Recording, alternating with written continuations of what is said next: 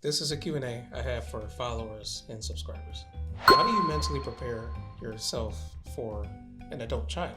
I want to make sure that she's able to cope with adulthood. It's my opinion that when you prepare them for the multitude of things that adulthood comes with, finances, if you help them with emotion regulation, processing their emotions, it goes a long way.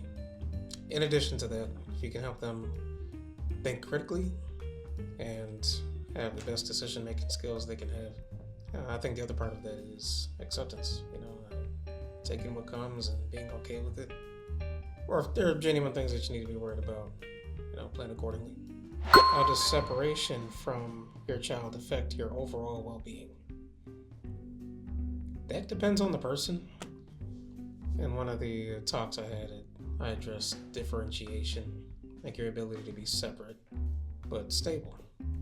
And it depends on attachment style. Are you the type to be kind of cold and distant? Or are you the type to have it healthy where you can be away, but I think we'll be solid? Or are you the type to kind of, I can't live without you sort of thing? But you gotta assess how well you can sort of approach that.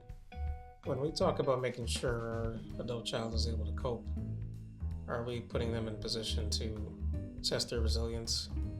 Are we helping them redefine their grit, the level of perseverance they can withstand? That's all important too. But what I always teach people, and what I like to have people kind of examine for themselves, is their triggers. And knowing where we're soft can help us where we need some fine tuning. And it's also about helping them understand their own vices. Where we have things about us that, where do we resort to when things kind of go bad? And helping them, or maybe redirecting them to somebody else that can help them find new ways of dealing with their emotions or processing if they're not.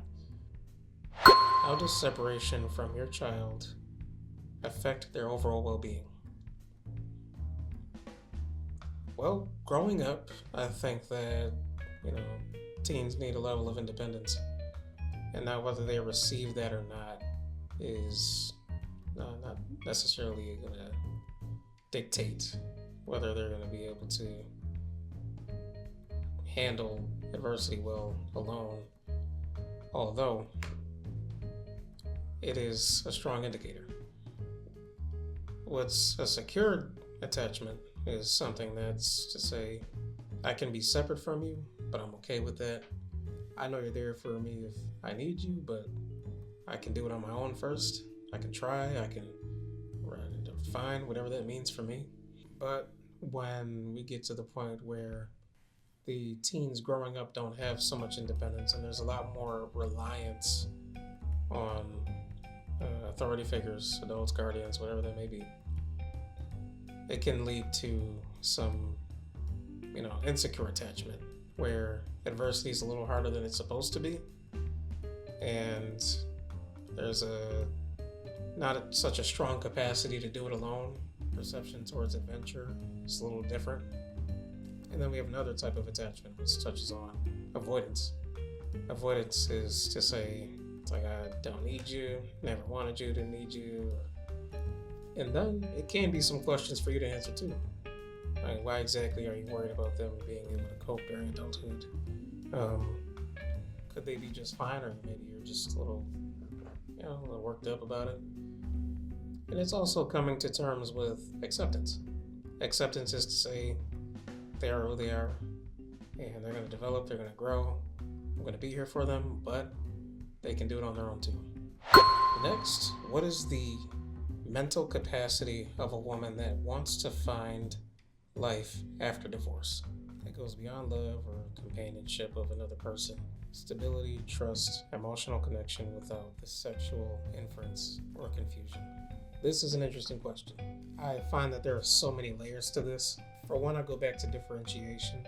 It goes back to attachment styles. It can go back to the years you've been together or the quality of connection you've had. It depends on so many things. But I believe if you can get to a secure attachment and proper differentiation, And from there, it could be, what exactly do you see life being now? Like, what are your goals for life? And then making smart goals about that. What is achievable in a timely manner, in a realistic fashion? What can you do? It's hard to give you a clear cut answer without knowing some of the nuances. It all goes into the stability, trust, emotional connection, and so on and so forth. And so we have to find the spots within us that are maybe weak. One way of doing this could be redefining yourself. What do you like to do? What do you love to engage in? What's the new version of you? It is finding this new golden age in which you explore new elements of yourself, or pieces that may have been forgotten, or new pieces you would like to obtain. Next question. How do I justify my beliefs as a God-fearing woman when my daughter enjoys being with the same sex and not the opposite sex? That is also a good question. There's a couple of components. I do believe that we should address our core beliefs, like those rules to life, how things should be, how we feel things ought to be, and we have to really interrogate those things. And there we find out, how do we live through those beliefs? And when we get closer to understanding how we live through those beliefs, we can interrogate them just a little bit more. And are such beliefs blocking us from entertaining a healthy relationship with our daughter? And if they're not blocking anything, then it's more about acceptance for you than it is for, what she's got going on. And in this case, parents often reject their child for whatever it is because they hold such strong rules to life. But at the same time, it'll block their relationship with their child, the quality of connection, and time spent. Q&A number 2. So we have a question about healing. How do we know when we're healing, we're healed, and what do we do after? And so my response would be, healing is a process in which we change behaviors, we change our thoughts, we change our beliefs, we change our words, we change our thinking patterns, we shift lifestyles. That's the process in which we make changes to become a better self, so that the problems we have aren't as intense, or maybe they're not a problem anymore. Being healed is often a tricky topic, because in some ways, such problems don't necessarily disappear. They aren't completely extinguished. And sometimes it's the case that it's like, it's in the back of your head, or you're working somewhere and that person may still be there. But being healed looks like changes in behavior, changes in thinking pattern. It looks like people complimenting you for, overcoming a lot of the troubles that you had on a regular basis. It looks like, you not doing the same things you used to, not thinking the same you used to, and living by different core beliefs that really shape the way we proceed to live our life, those philosophies and so on. And when we are healed, I find it imperative that we continue on the journey, right? I mean, once you find that you're healed, you don't necessarily stop. But what you do is you continue your journey and you act as an agent of change, So give other people what you have. How to manage emotions when you're feeling overwhelmed. Well, first I like to say, stop skill, right?